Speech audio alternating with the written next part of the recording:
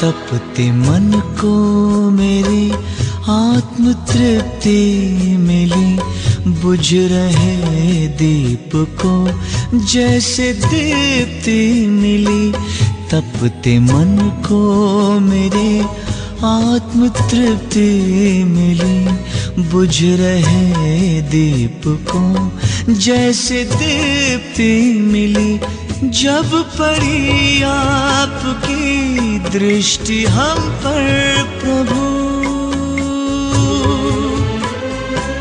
जब पड़ी आपकी दृष्टि हम पर प्रभु, जैसे जीवन मिला ज्योति जगती मिली। जैसे जीवन मिला ज्योति जगती मिली। जैसे जीवन मिला ज्योति जगती मिली। तपते मन को मेरे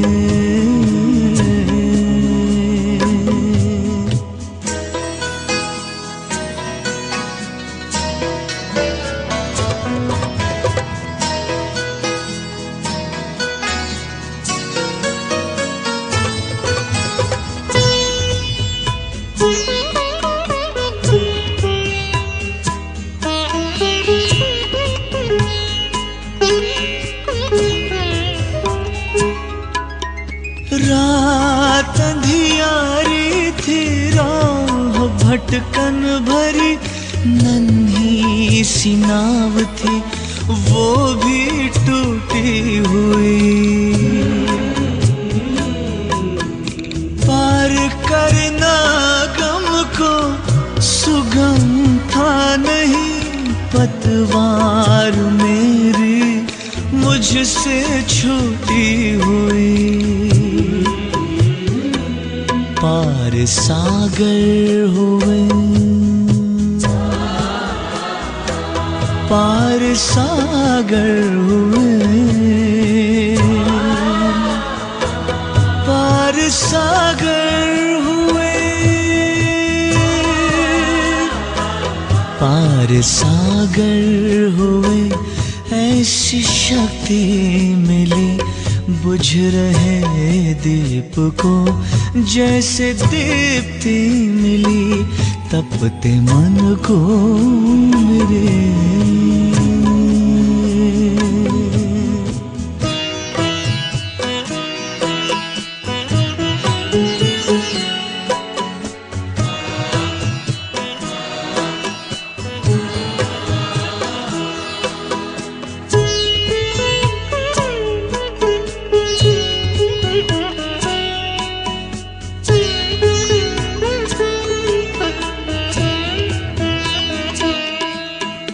तप का फल है मिला, प्रभु कृपा हो गई। छट गया है अंधियारा, नई सुबह हो गई।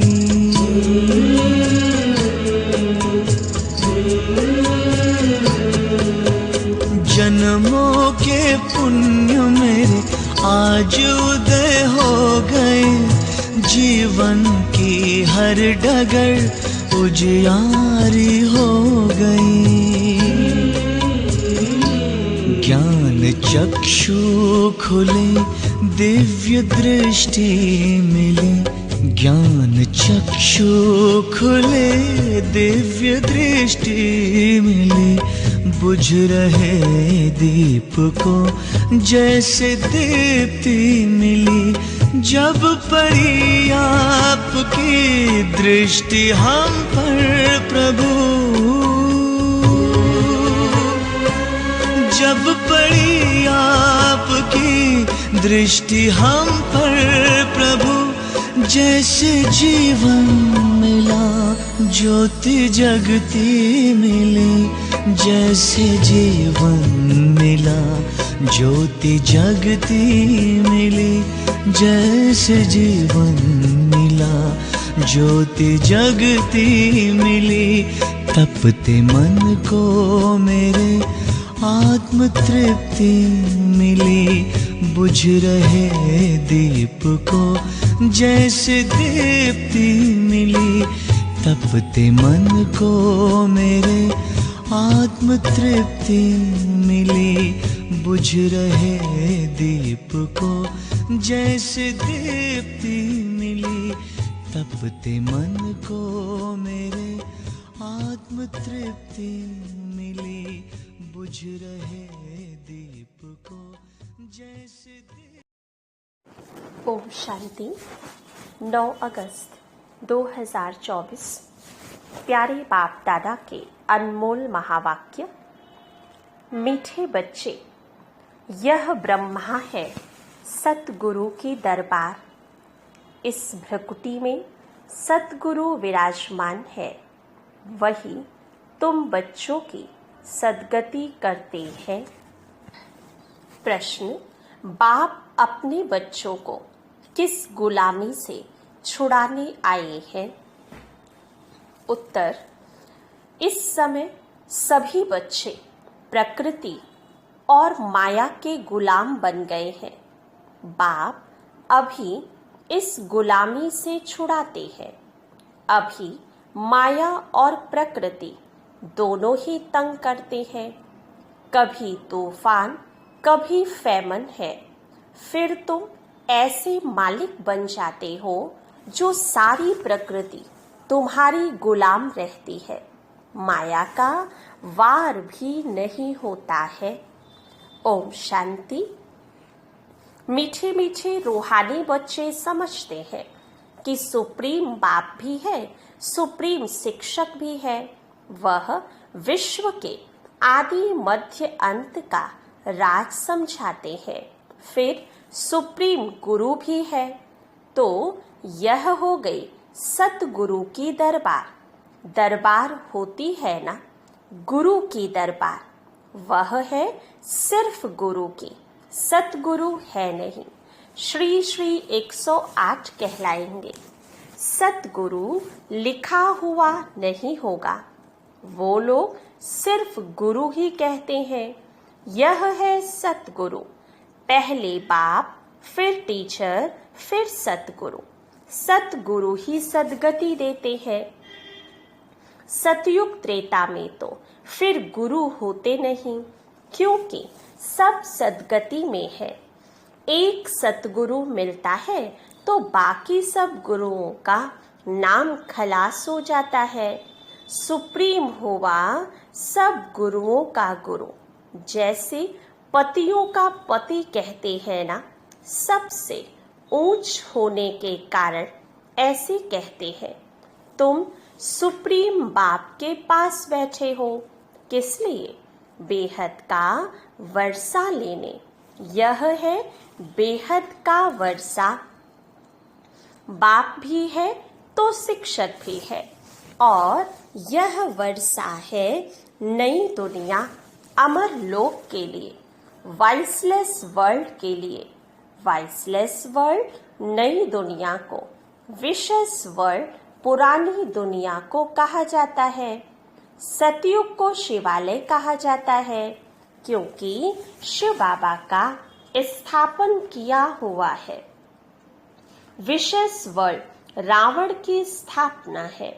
अभी तुम बैठे हो सतगुरु की दरबार में। यह सिर्फ तुम बच्चे ही जानते हो।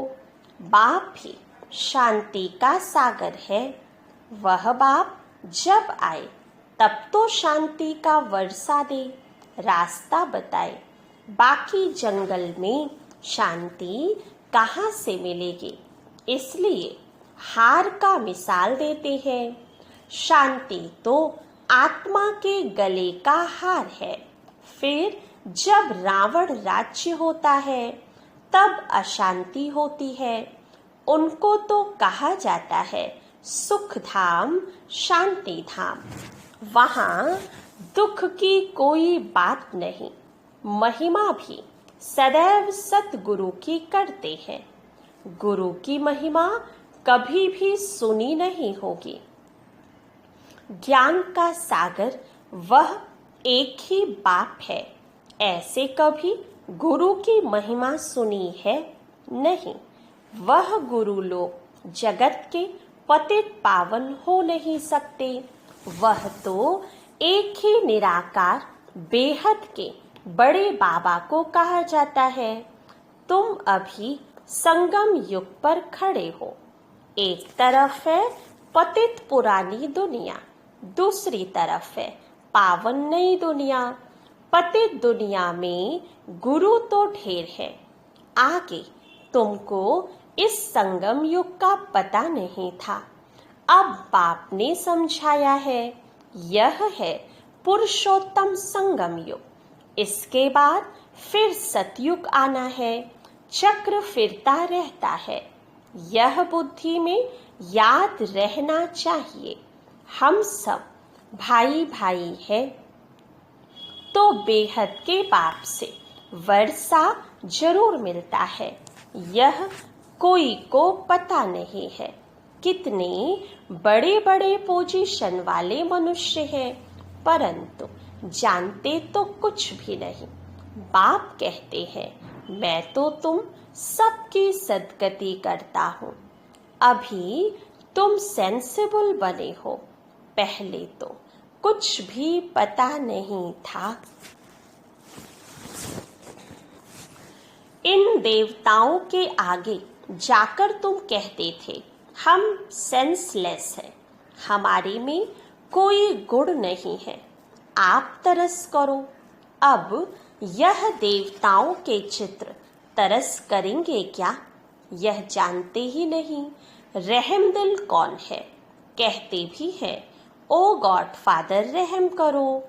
कोई भी दुख की बात आती है तो बाप को जरूर याद करते हैं। अभी तुम ऐसे नहीं कहेंगे, बाप तो विचित्र है, वह सामने बैठे हैं, तब तो नमस्ते करते हैं। तुम सब हो चित्रधारी, मैं हूँ विचित्र। मैं कभी चित्र धारण नहीं करता। मेरी चित्र का कोई नाम बताओ, बस शिव बाबा ही कहेंगे। मैंने यह लोन लिया है, सो भी पुरानी ते पुरानी जुत्ती है, उसमें ही मैं आकर प्रवेश करता हूँ। इस शरीर की महिमा कहाँ करते हैं, यह तो पुराना शरीर है, एडॉप्ट किया है तो महिमा करते हैं क्या, नहीं। यह तो समझाते हैं, ऐसे था, अब फिर मेरे द्वारा गोरा बन जाएगा। अब बाप कहते हैं, मैं जो सुनाता हूँ उस पर जज करो। अगर मैं राइट हूँ तो राइट को याद करो, उनका ही सुनो, अनराइटियस सुनो ही नहीं। उनको इविल कहा जाता है। टॉक नो इविल, सी नो इविल। इन आँखों से जो कुछ देखते हो उनको भूलते जाओ। अभी तो जाना है अपने घर, फिर वापस अपने सुख धाम में आएंगे। बाकी तो यह सब जैसे कि मरे पड़े हैं, टेम्परेरी है। ना यह पुराने शरीर होंगे, ना यह दुनिया होगी। हम पुरुषार्थ कर रहे हैं नई दुनिया के लिए, फिर वर्ल्ड की हिस्ट्री ज्योग्राफी रिपीट होती है। तुम अपना राज्य भाग्य ले रहे हो, जानते हो कल्प कल्प बाबा आते हैं राज्य भाग्य देने। तुम भी कहते हो, बाबा कल्प पहले भी मिले थे, वर्षा लिया था, नर से नारायण बने थे। बाकी सब एक जैसा मर्तबा तो पा नहीं सकते हैं, नंबर वार तो होते हैं। यह है स्पिरिचुअल यूनिवर्सिटी। स्पिरिचुअल फादर पढ़ाने वाला है, बच्चे भी पढ़ाते हैं।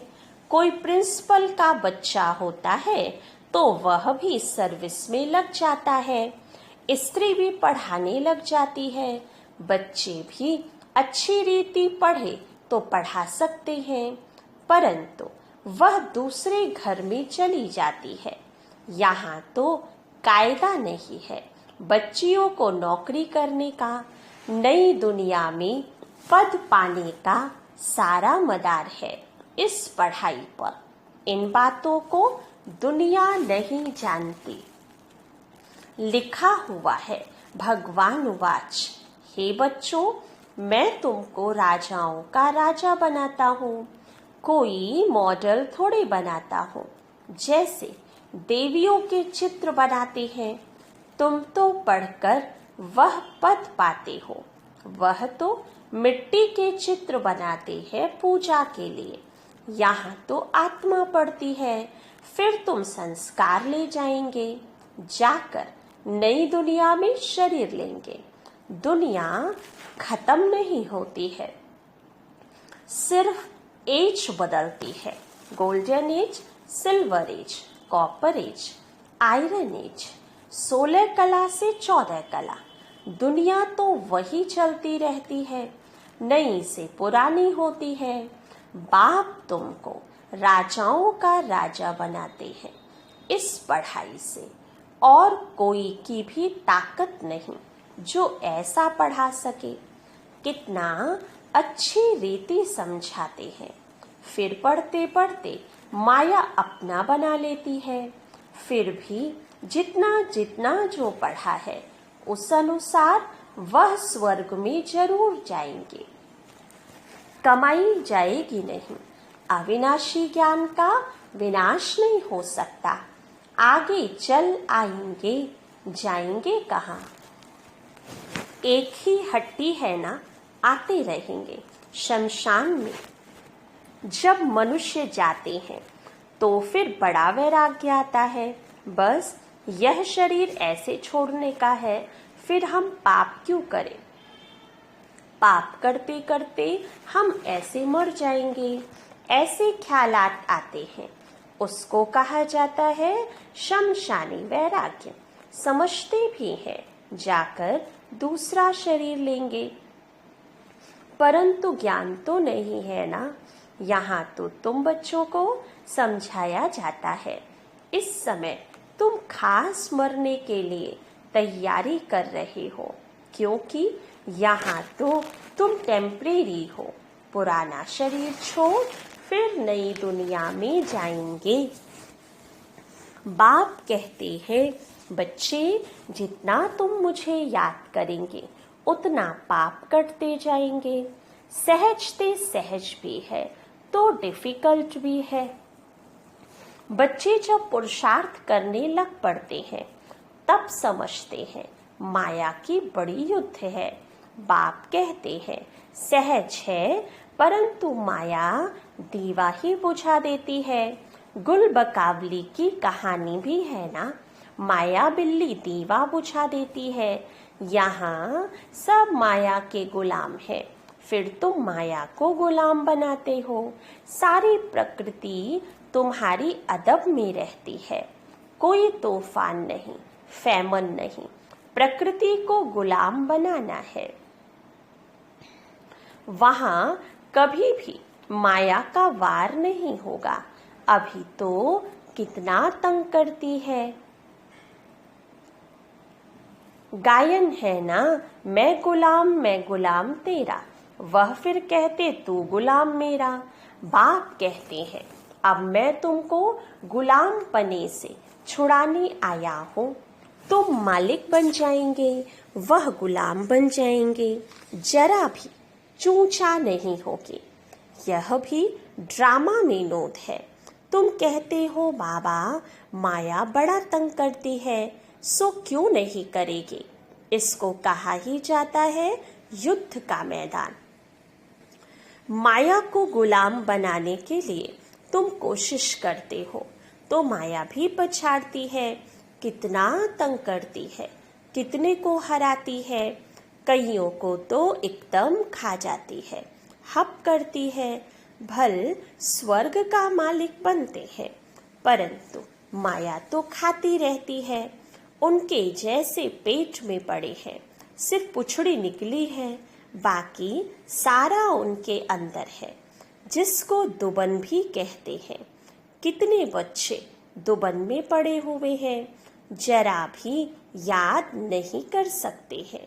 जैसे कछुए का भ्रमरी का मिसाल है, ऐसे तुम भी कीड़ों को भू भू कर क्या से क्या बना सकते हो, एकदम स्वर्ग का परिज़ादा। सन्यासी भल भ्रमरी का मिसाल देते हैं, परंतु वह कोई भूं भूं कर बदलते थोड़ी है, बदली होती है संगम पर। अभी यह है संगम युग। तुम शूद्र से ब्राह्मण बने हो, तो जो विकारी मनुष्य है उन्हों को तुम ले आते हो। कीड़े में भी कोई भ्रमरी बन जाते हैं, कोई सड़ जाते हैं, तो कोई फिर अधूरे रह जाते हैं। बाबा ने यह बहुत देखे हैं। यहाँ भी कोई अच्छी रीति पढ़ते हैं, ज्ञान के पंख जम जाते हैं, कोई को आधा में ही माया पकड़ लेती है, तो कच्चे ही रह जाते हैं। तो यह मिसाल अभी के है। वंडर है ना, भ्रमरी कीड़े को ले आकर आप समान बनाए। यह एक ही है जो आप समान बनाते हैं। दूसरा सर्प का मिसाल देते हैं। सतयुग में बस एक खाल छोड़ दूसरी लेते हैं, झट साक्षात्कार होता है। अब शरीर छोड़ने वाले हैं, आत्मा निकलकर दूसरे गर्भ महल में बैठती है। यह भी एक मिसाल देते हैं। गर्भ महल में बैठा था, उनको बाहर निकलने दिल नहीं होती थी, फिर भी बाहर आना तो है ही जरूर।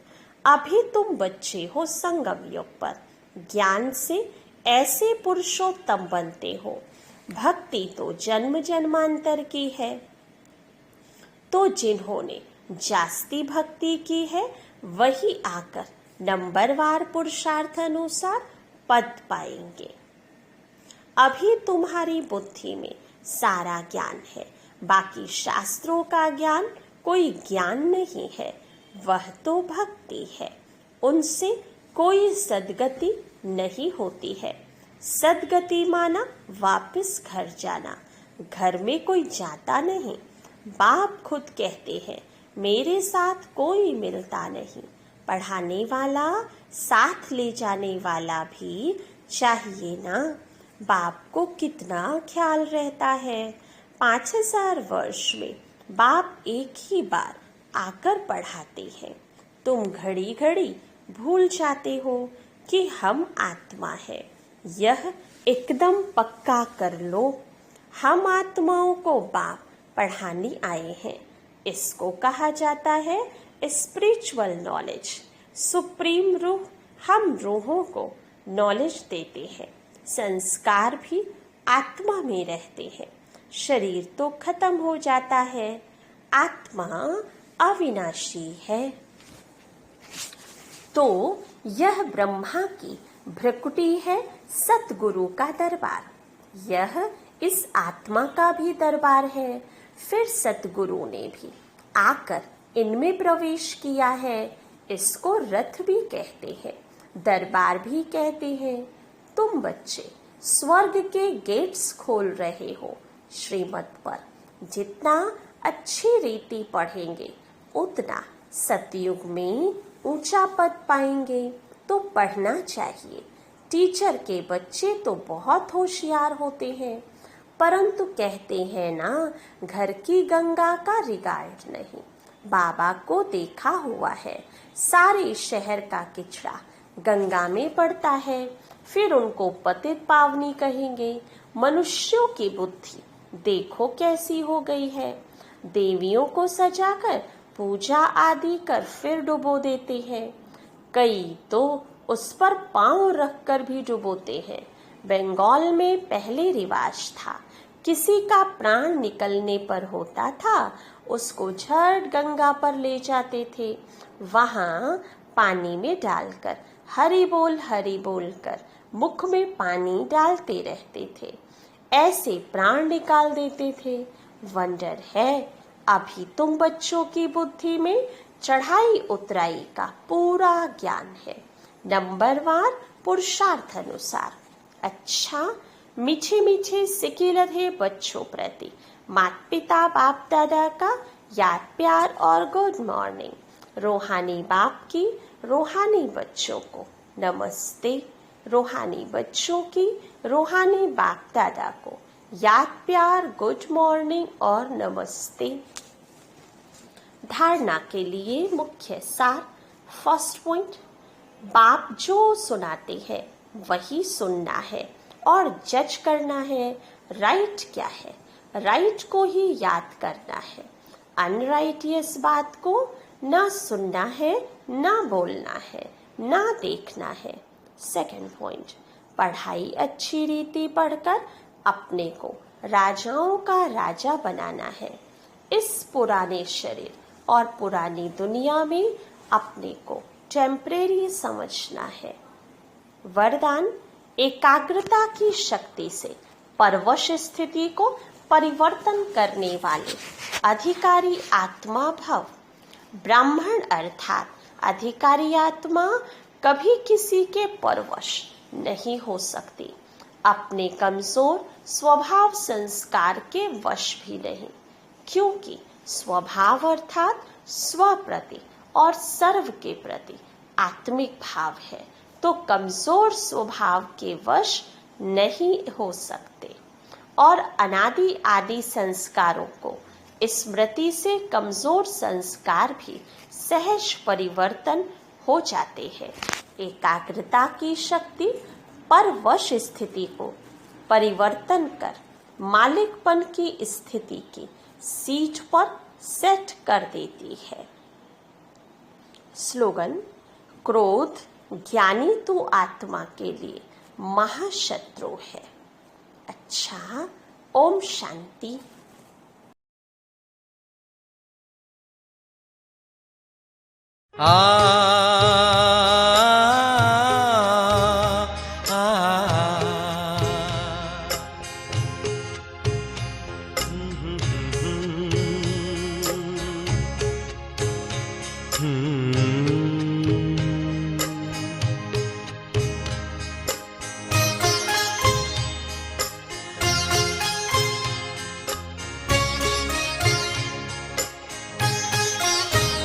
पालो प्रभु का प्यार अगर है पाना, कहीं लुट ना जाए सांसों का खजाना, कहीं लुट ना जाए सांसों का खजाना। पालो प्रभु का प्यार।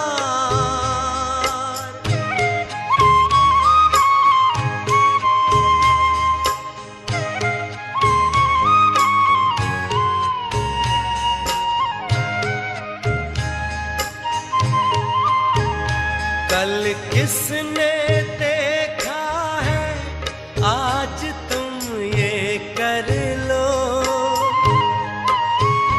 प्रभु प्रेम का रस अपने जीवन में भर लो, अपने जीवन में भर लो।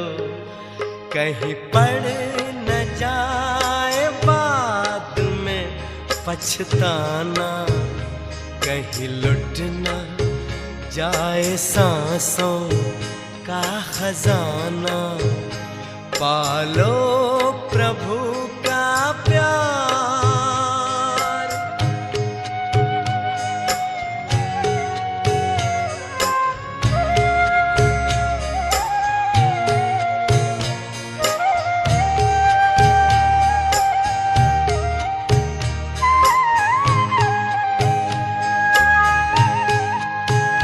प्रभु को बना लो अपने दिल का सहारा।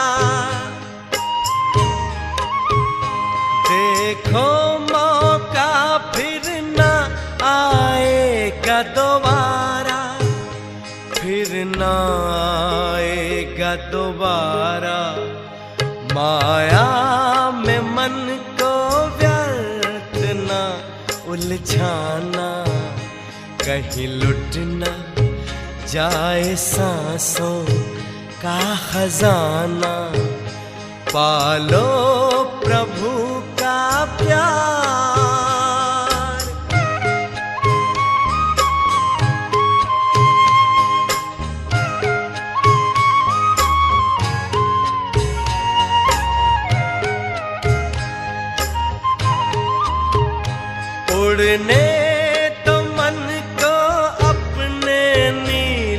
लगन में।